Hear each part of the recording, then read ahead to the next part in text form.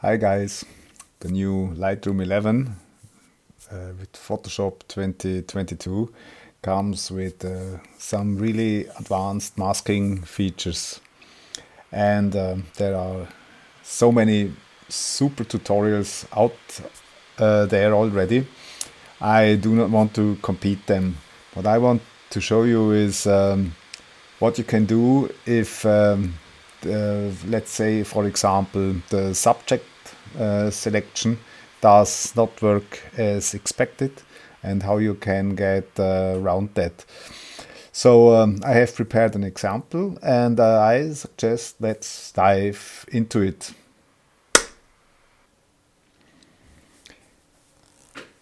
I have already prepared an image. This is shot with the Nikon D850 and the AFS 600mm f4. The real size is kinda this here, and I cropped it down to about 2000 by 3000 pixels, and we will work on this size. That's the advantage of a 45 megapixel sensor. You can still get a good image out of it, even if the bird should have been double as close as he was. But where I live, the animals are quite shy, and even if they come close to the houses, as soon as they see something move, they gone. What I want to do here, first use the select subject feature. All tutorials showed you how it's done here in Lightroom. What I want to show you how you can achieve the same goal within Adobe Camera Raw. So except for the crop, I send this image now to Photoshop and edit it there in the Camera Raw. For that, I right click, select edit in, and do not say edit in Adobe Photoshop. No. We send it open as smart object in Photoshop. This will send the raw file to Photoshop, and I have the possibility, by double clicking now on the image, to get into Adobe Camera Raw, and I can now edit the raw file from within Photoshop. My profile is camera neutral. It gives me kind of flat curve here, what gives me the most or the best possibility to edit the image, the raw image. Yeah, flat would also be a possibility, even the better possibility, but neutral is here completely sufficient. What I never use is, for example, vivid, because clipping warnings in the blacks, and I don't have that with neutral, and for that I use neutral. I prefer for this tutorial neutral because I just like it more. So first of all, let's go to calibration, and I never used the 2021 version of Adobe Camera Raw. It's version 14. You can edit the panels, and for example, this position, I don't like it here, so with the arrow key I can bring it up. On the top is the profile, you cannot change that. And the next thing is I also bring always the optics up. Calibration I take below the basics. That's just because it's how I'm used to it. Then let's put not the color grading, the color black and white mixer below the calibration, and that's how I like it here. And with the old version you had to restart it. Here it's already done. So first of all, I go to basics. I keep that at the temperature as it is. To me that looks good like so. Bring the exposure a little bit up to see what I want to do. And what I want to achieve is I want to have a bright bird and a darker background. And for that I have to separate the bird from the background. And with the new masking features, this is super easy made by Adobe. You even do no longer need Photoshop. Why I send it to Photoshop, we will get later into it. Then I bring up the shadows a little bit, but just only a little bit. Put the highlights down, bring the contrast a little bit up, the whites a little bit up. Yes, that looks now like much better. And also the blacks, yeah. I'm just watching always the histogram, and that looks kind of okay-ish to me, but the background is now too bright. So for that I click here into the new masking panel of Adobe Camera Raw, and I click on Select Subject. Now you see the subject selected is now the bird, and all these branches also. So I want only to have the bird selected, but not the branches. How to get rid of that? That's new here. I first rename this to bird, then I know what that for a mask is, and click on subtract, and with subtract I select the brush. So if I have now my brush here selected, I push up the flow and the density to 100%, and I'm using a mouse, and with the scroll wheel I can alter the size. You can also do that here with the sliders, also the feathering change with the sliders. The feathering you can change by pressing the Shift key and using the scroll wheel of the mouse. That's kind of good for me. And first of all, let's erase the big things. That's done pretty quick.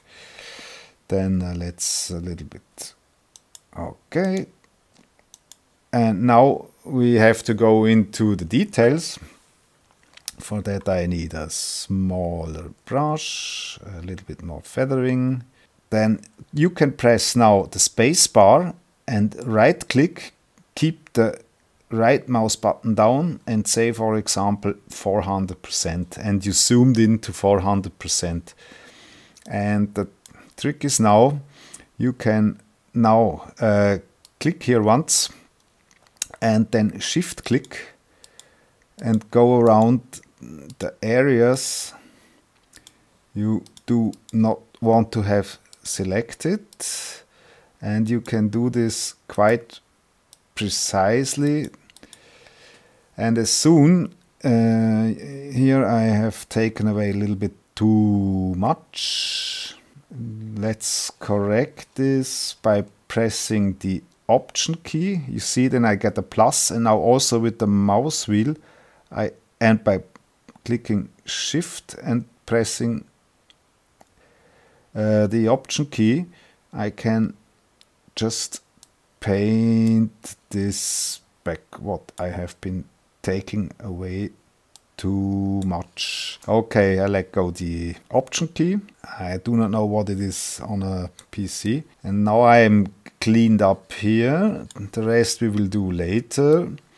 Then the next thing is I want to get rid of the branch. Also here I make the brush a little bit smaller. Then I click here once, and now I shift click, and I always get into the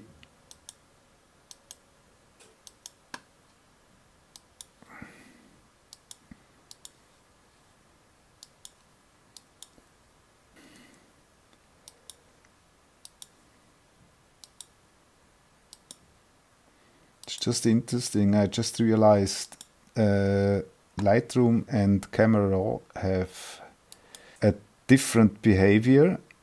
I can paint this.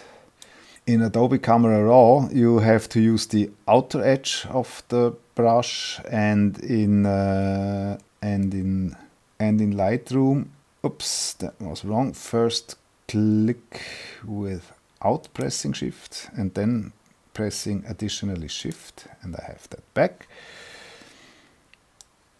And in a Camera Raw, you have to use the outer circle to get an appropriate result.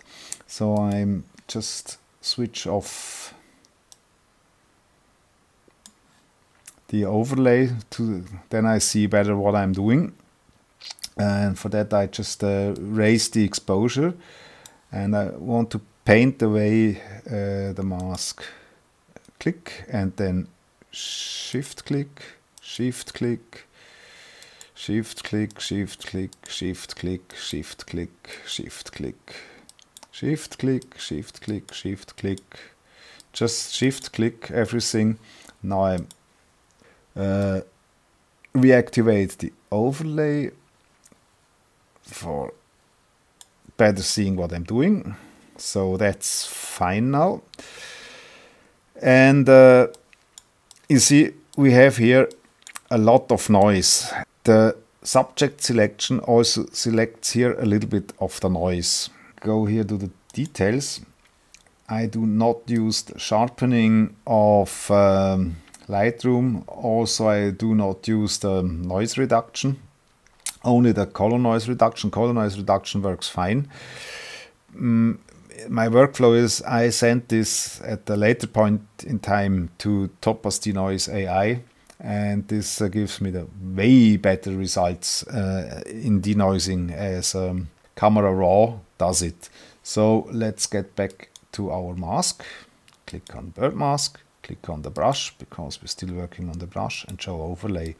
The issue is if I make any modifications here and I have a brightness difference, this leads to ugly results in Topaz Denoise. And for that I'm brushing this part of the head completely away.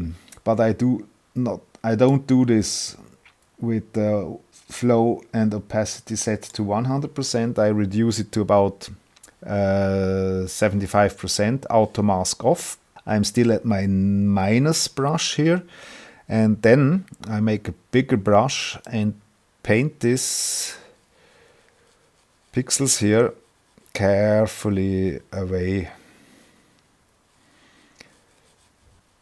It's totally okay.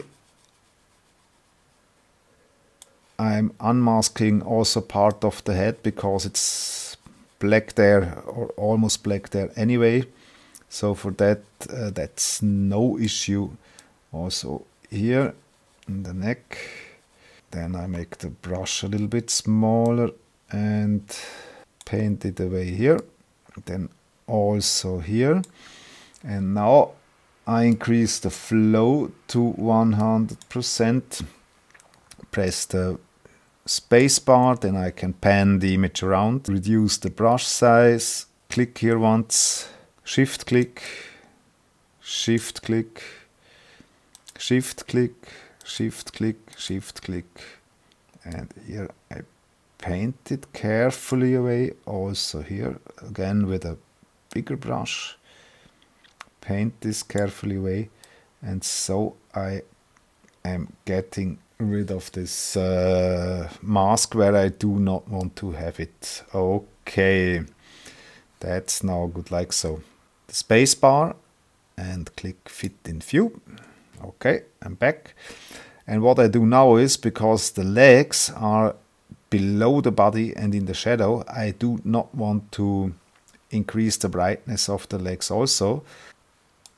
Let's make 200%. Then I reduce the density about to 75 and the flow also to 75. Use my negative brush and I make a bigger brush, less feathering, and I paint a little bit from the mask down here away, and that's good like so. Increase it again, paint everything away from the branch, reduce the feathering, okay. And now for this part here, I make again big feathering, something like that, reduce it to about 70 and 70. Then let's paint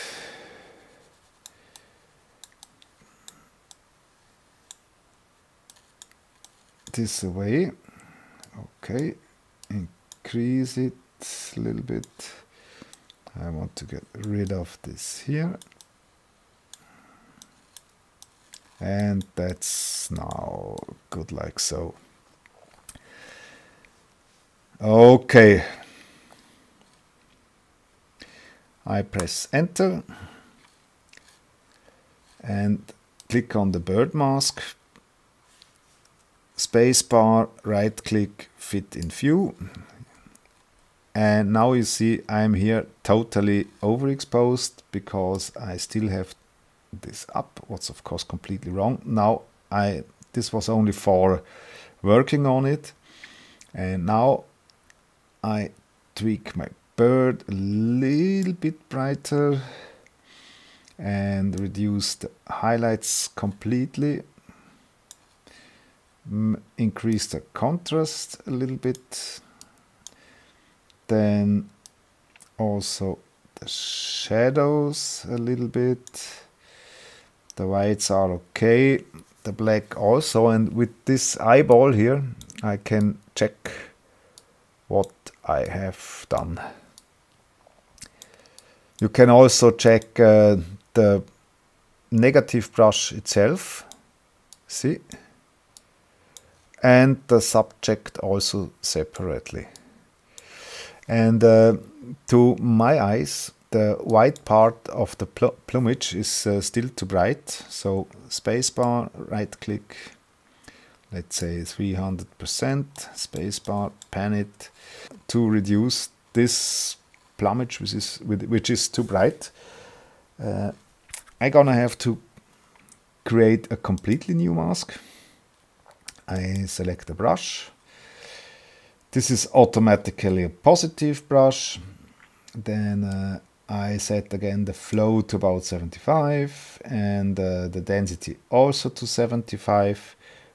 Bring down the exposure, then I see immediately what I'm doing, or instantly what I'm doing.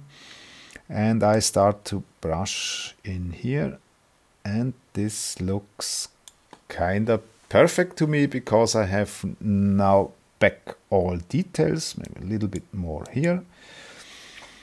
And that looks really fine to me now. If you want to check all of the masking, spacebar, right click, fit in view, and eyeball it, what's done. So the next thing is I want to focus the viewer to the bird, and for that I want to reduce the background. Back in the basics, the exposure a little bit, and I just do later the opposite again in the bird mask, and then I have the bird right back as I want him. I reduce the exposure, I have here now the contrast as I want to, maybe a little bit more contrast and a little bit more shadows maybe, yeah, that looks fine, and maybe a little bit more vibrance to all of the image, and a little bit reducing the saturation, a little bit more vibrance.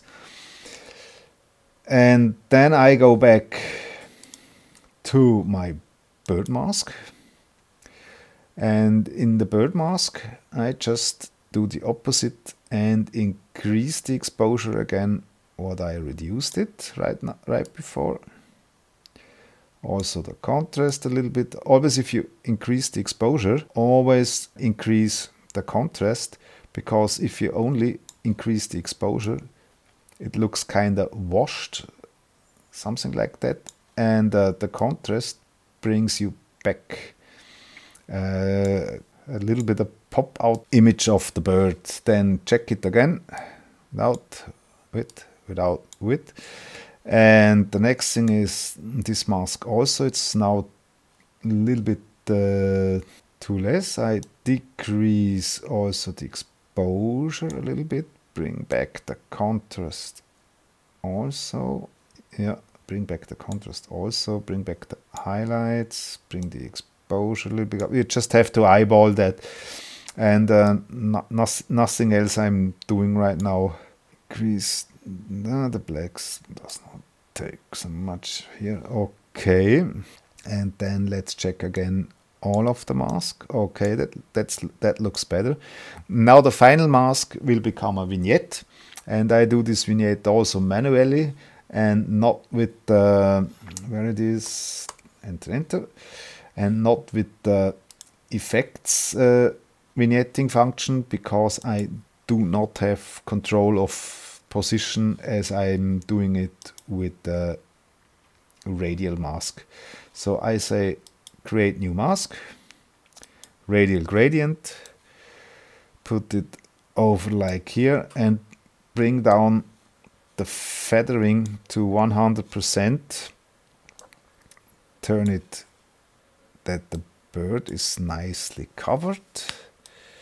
Increase it a little bit, and now let's invert that mask and bring the exposure a little bit down, and now I have a beautiful image. So if you want to check before after, you can just press the backslash button. That's before, after, before, after, before, after, before, after. And this in-out zooming, I think that's just because the optics in the before have been not checked. So that's also up to your taste. Use profile corrections. Yeah, why not? Yeah, you see, that's the profile correction of the lens. Just a little bit enhancement. I like it better when it's off, but I have a problem. The mask will not fit then, and I do not want to redo the mask. And that's it. In the calibration, I bring now a little bit the colors more out. So that's also eyeballing. This is differently on each image, which slider has what an effect on which color. So for example, here the red primary brings up the background color, and a little bit is okay. Then the green primary, do you see that, brings out bird a little bit better. And the blue primary increases especially the yellows. So unfortunately, this calibration is unfortunately not attached to the masking. I want this calibration into the masks. That would be really good. However, what happened now is this gray tit does not have blue feathers. That's coming from the sky. Even if it's raining, there is a lot of UV light in, and this makes the feathers shining blue. And to counter-strike what I have done here, I go now to the color mixer, choosing the HSL, and then I start with the saturation and I reduce to see the blues.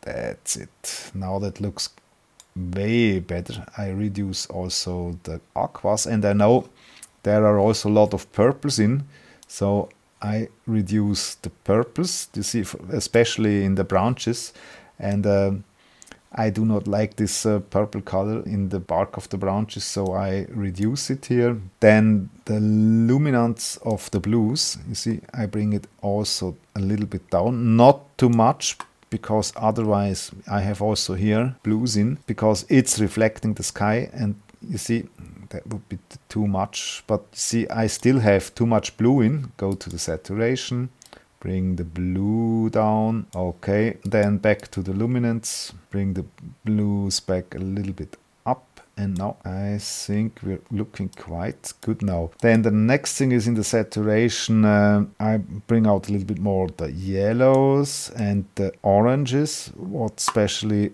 you can see here. The reds I don't use, this also not, and now I think I like it. Again with the backslash key, before, after, before, after, and that looks now really nice. You can make a snapshot, then you have this saved. Normally I also do a snapshot before I'm starting editing. I just forgot that this time because I have been concentrating doing the video. And well, that's now how I like it. Now I click OK, and I have all this edit back in Photoshop, and in Photoshop I now do the denoising and the sharpening with Topaz Denoise. So let's go first to 100%, then filter, Topaz Lab Denoise AI.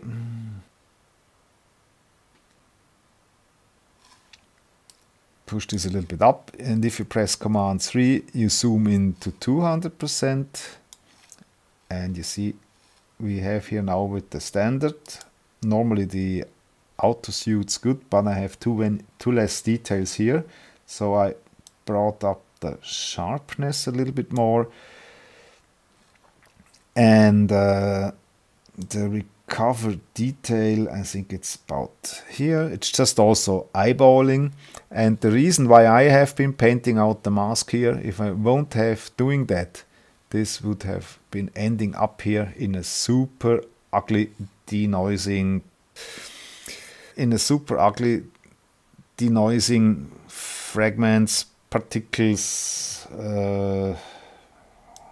whatever. I do not know the correct word for it. Okay, so you can have this Photoshop file for playing around with it, and I will put the link to the description where you can download it. And for those guys who do not have Topaz Denoise, I make now a copy, then I rasterize this denoised layer, call it denoised. Then here let's this call original raw file, and now I can switch off the Topaz Denoise AI filter of the, this is a smart object or smart filter, and the raw file. And now you guys can, if you zoom in and activate, deactivate the denoised layer, you can see what's going on. So guys, I hope you liked the tutorial. I put a link down in the description where you can download the Photoshop file and the NEF file, the original raw file, and then you can try and play around yourself. If you like the video, please help to get this channel started, and subscribe to my channel and like it. If you want to get informed about new videos, please click on the bell also. It's up to you. I really appreciate any likes and any subscriptions and any comments, of course. And have fun with the new Photoshop, with the new Lightroom, with the new Adobe Camera Raw.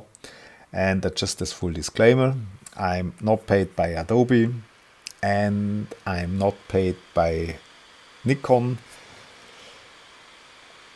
I just do this because I like to do it.